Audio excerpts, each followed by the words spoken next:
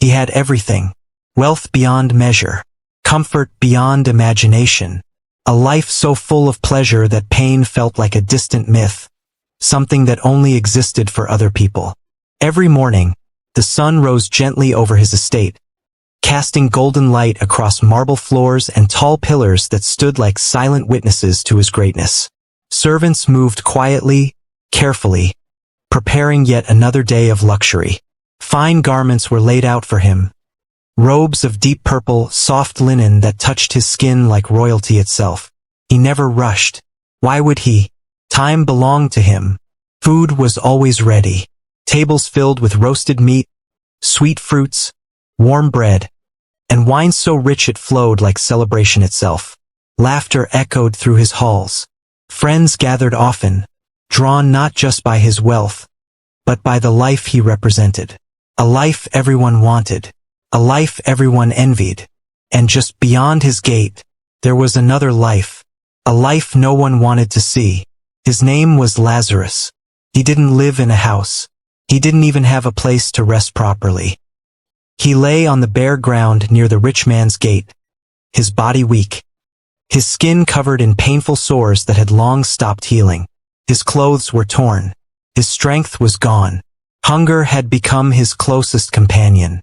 Every day he watched, not with anger, not with hatred, but with hope. Hope that maybe, just maybe, someone would notice him. Servants walked in and out of the gate constantly, carrying food, water, luxury. The smell alone was enough to make his stomach twist in agony.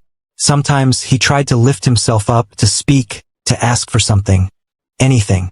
But his voice was too weak. And even when it wasn't, no one listened, not even the rich man.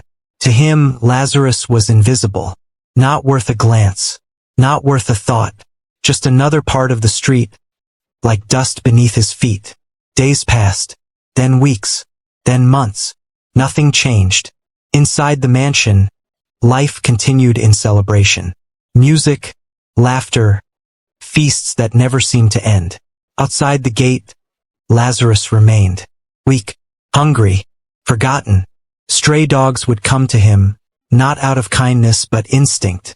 They licked the open sores on his skin as he lay there, unable to push them away. The pain was constant, the humiliation, deeper than words could describe.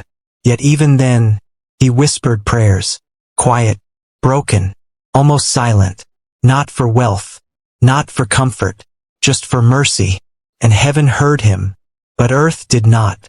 One night, under a cold and silent sky, as the world slept peacefully around him, Lazarus took his final breath. There was no crowd, no mourning, no ceremony. No one noticed, no one stopped, no one cared. But in that moment, everything changed. The pain vanished, the hunger disappeared, the weakness was gone. Light surrounded him, soft, warm, welcoming. Not harsh, not blinding, but peaceful, gentle. Angels carried him, not like a burden, but like something precious, something valuable, something seen. And for the first time in what felt like forever, Lazarus was at peace. He was taken to a place of comfort, a place of rest, where suffering no longer existed, a place where he was no longer a beggar, but honored, no longer ignored, but embraced. Meanwhile, life continued in the rich man's world. Nothing changed. The feasts continued. The laughter remained. The music played on. If anyone noticed that the man by the gate was gone, they said nothing, because to them, he had never truly been there. Until one day, everything changed. The rich man fell ill. At first, it seemed small, just a weakness, something temporary, something money could fix. But this time, money had no power. His strength began to fade. The laughter in his home grew quiet. Servants whispered behind closed doors. Fear began to replace comfort. For the first time in his life, he felt helpless. The man who controlled everything could control nothing. And then, he died. This time the world noticed. His death shook the city. People gathered from far and wide. Mourners filled the streets. Expensive perfumes were poured. Music played, not joyful this time, but sorrowful, heavy. His body was wrapped in the finest cloth. He was buried with honor, with dignity, with respect. Everything Lazarus never had. But what came next, no one saw. The moment his eyes closed in death, they opened again, and everything was different. There was no mansion, no servants, no comfort, only fire, burning, endless, unrelenting, surrounded him, consumed the air itself. Every breath felt like pain. Every second stretched longer than the last. This was not a dream. This was not temporary. This was real, and it would not end. He screamed, but his voice felt swallowed by the flames. He looked around, searching desperately for something familiar, something safe. But there was nothing, only torment, until he saw something. Far in the distance, beyond the fire, beyond the darkness, there was light, soft, peaceful, untouchable. And in that place, he saw him, Lazarus, no longer broken, no longer suffering, no longer lying at a gate, but resting, in peace, beside Abraham. The same man he had ignored, now existed in a place he could never reach. And for the first time, the rich man felt something deeper than fear, regret. "Father Abraham," he cried out, his voice desperate, broken. "Have mercy on me." The words felt foreign to him.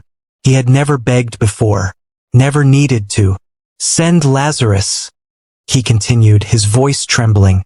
"Just let him dip the tip of his finger in water, and cool my tongue. I am in agony in this fire." The man who once stepped over Lazarus without a thought, was now begging him for a single drop of water. There was silence. Then Abraham spoke, calm, steady, unshaken. "Son, remember." That one word hit harder than the fire itself. Remember. And suddenly, he did.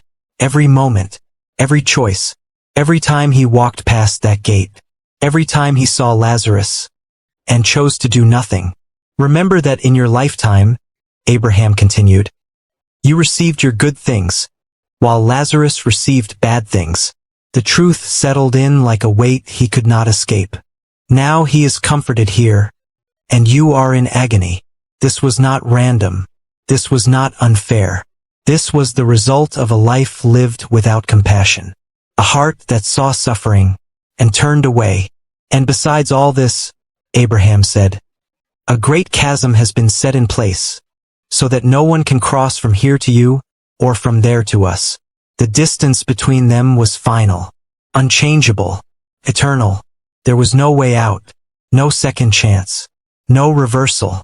The rich man looked again at Lazarus, but this time he truly saw him, not as dirt, not as something beneath him, but as a human being, a man he could have helped, a man he chose not to. Regret burned deeper than the flames, but regret could not save him. Desperation took over. If he could not escape, maybe someone else could. "Then please," he begged, "send him to my family. I have 5 brothers, warn them, so they will not come to this place of torment. Even in hell." He remembered, but it was too late for him.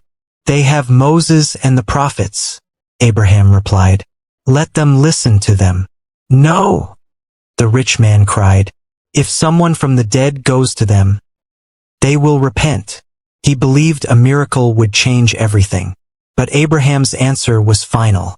If they do not listen, they will not be convinced even if someone rises from the dead.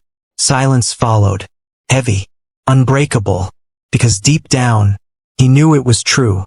Truth had always been there, but he ignored it. And now, it was too late. The flames continued. The suffering did not end. Time no longer mattered. Only consequence remained. And somewhere back in the world of the living, life continued. People ate, laughed, built wealth, chased comfort, unaware, unchanged. And somewhere not far from them, another Lazarus lay, hungry, broken, waiting. The question was no longer about the rich man, or Lazarus. The question was simple. When you see suffering, will you look away, or will you act? Because one day, every life will end, every gate will close, and every choice will speak.